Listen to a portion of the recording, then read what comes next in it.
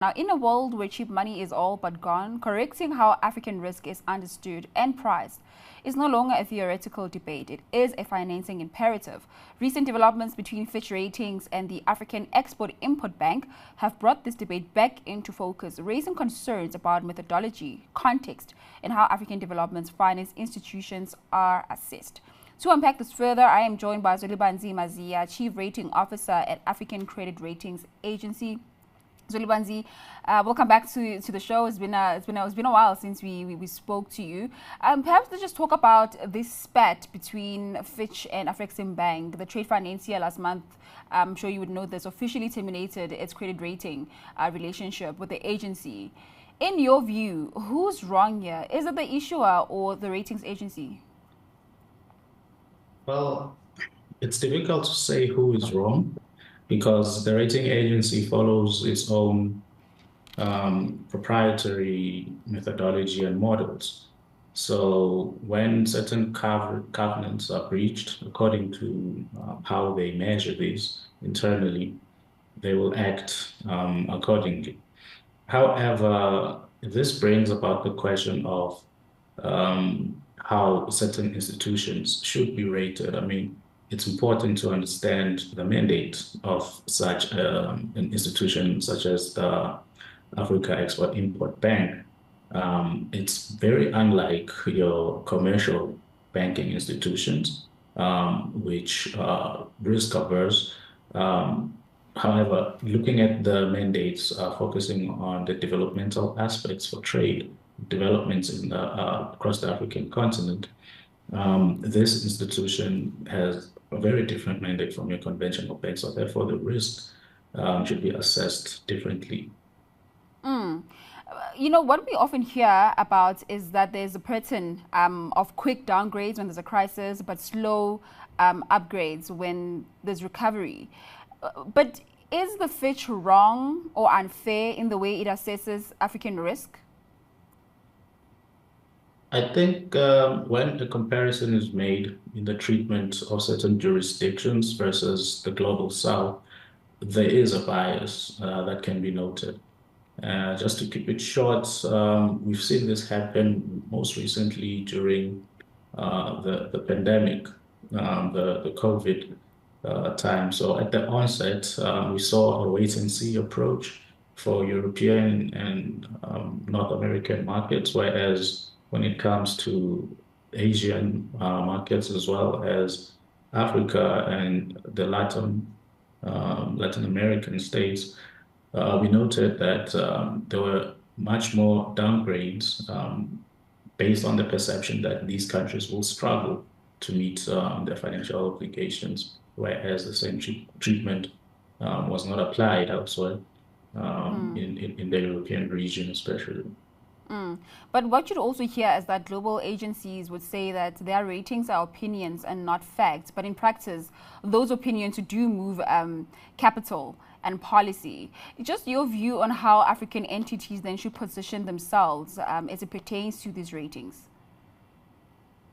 I think the important thing to do here, firstly, is to note the reason why the big three rating agencies are used in the first place, and it's because certain investors do have a preference for these rating agencies, especially for institutional investors sitting in North America as well as some regions of Europe.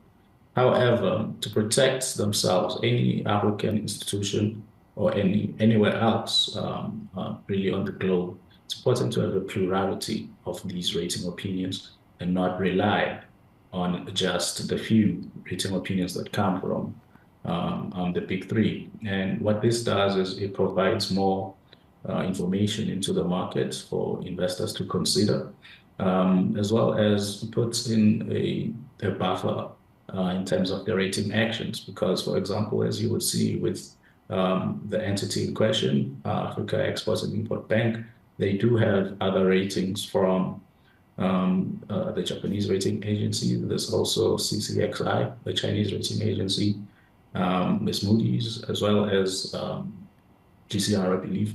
So it wasn't only Fitch that was rating it. However, it's also important for them to have an African perspective from a domestic rating agency that understands the nuances and realities of the African markets. Will an African credit rating agency then level the playing field in your view? What needs to happen for Africa to own its story? So the most important thing here is to start using domestic rating agencies, African credit rating agencies. And this is to increase that plurality of opinions and provide the market with more information, and also just to reduce that reliance on just a few credit rating agencies as such is the reality now. What this does is you have rating agencies that understand the nuances of the African context, the realities of African markets and these entities themselves. I do understand the need for African entities to win themselves off, or rather to reduce reliance on external or global rating agencies. But there's also a common perception that African risk is mispriced due to a lack of information. How true is that? So I suppose it depends on the jurisdiction in question because your stats houses differ. I mean, if you were to compare the South African Statistics Office with that of say another country on the continent, they might not provide data in a timely manner or equally, if I could put it that way. You find that one is quicker than the other. And then there's also a question of credibility that is always applied against African institutions.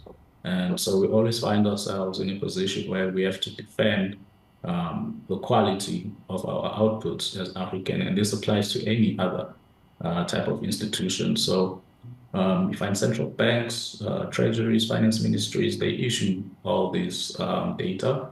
However, you'd find that rating agencies such as Fitch and the other global three, they would rely on specific data houses such as the IMF and the World Bank, and not really look at the data that is coming from Africa, Okay. African institutions. Okay. Yeah. Okay. Zweli, just quickly before I let you go, I just want your honest opinion on the fact that I mean I want to understand whether the rise of African-based credit ratings agencies is about challenging global players, or is it about correcting blind spots in how Africa's risk is assessed or understood? It's about providing additional information. It's about bringing back the credibility that is needed in the market because we've noted that external rating agencies tend to be risk-centric and not development-focused, which is what a credit rating agency should be doing. So we come into the market to provide that additional rating opinion. This information is useful for both the issuers rated as well as the investing community.